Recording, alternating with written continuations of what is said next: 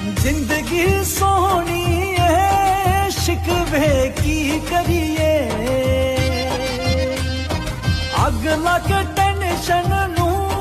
दुनिया दी सैर करिए जिंदगी सोहनी है शिकवे की करिए अग लग टेंशन नू दुनिया दी सैर करिए